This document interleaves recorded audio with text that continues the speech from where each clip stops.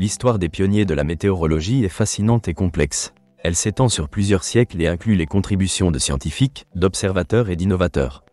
Grâce à leurs travaux, ces pionniers ont jeté les bases de la science météorologique.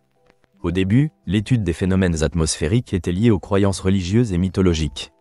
Les anciens Grecs, comme Aristote, se sont interrogés sur la nature du temps et des climats.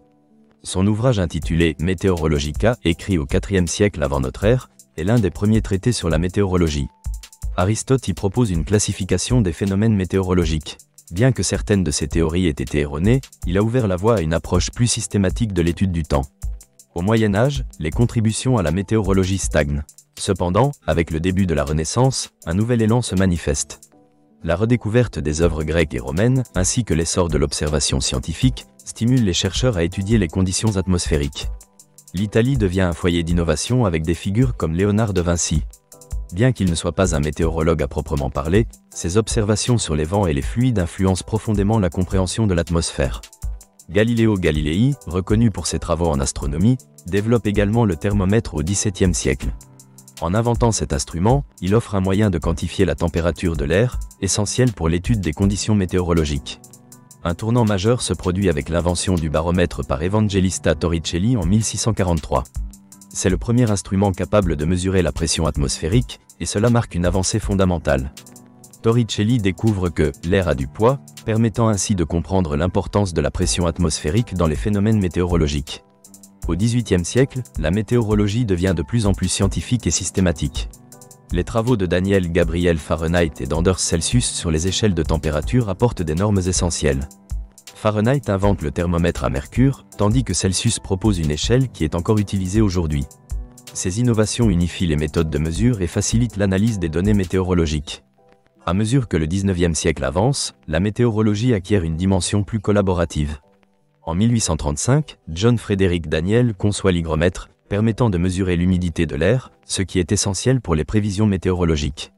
Le développement du télégraphe facilite la communication rapide des données entre les différentes stations, permettant aux scientifiques de former des images plus précises des systèmes météorologiques.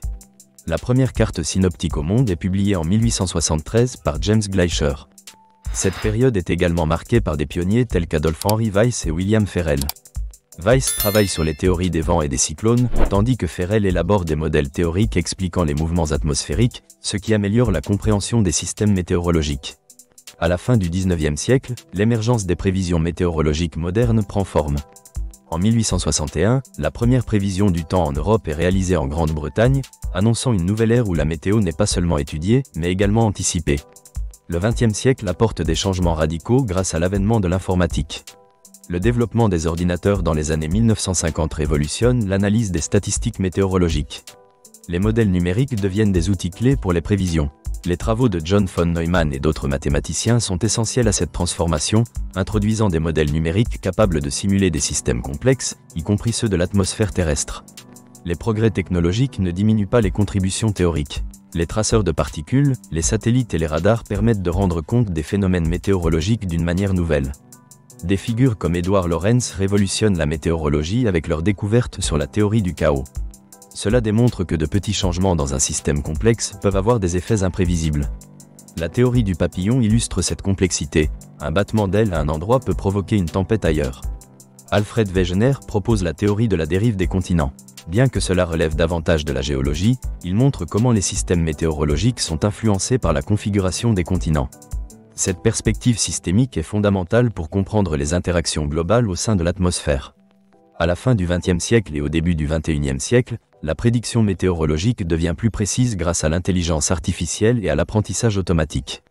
Les énormes quantités de données collectées par les satellites et les stations météorologiques sont utilisées pour créer des modèles de prévision sophistiqués. L'histoire des pionniers de la météorologie témoigne de l'évolution de la recherche scientifique. De l'observation des phénomènes naturels à des prédictions numériques précises, les contributions de ces scientifiques sont inestimables pour notre compréhension actuelle du climat et des changements climatiques. Leur héritage réside dans les connaissances et les outils que nous utilisons aujourd'hui. La météorologie illustre comment la science progresse grâce à des efforts cumulés, souvent issus de simples observations. À l'heure actuelle, cette discipline continue d'évoluer, affrontant des défis majeurs comme le changement climatique, les événements météorologiques extrêmes et la nécessité de modèles de prévision encore plus précis. Grâce à leur engagement et leur curiosité, les pionniers de la météorologie nous ont laissé un héritage inestimable, nous permettant de prédire le temps et d'anticiper des enjeux cruciaux pour l'avenir de notre planète.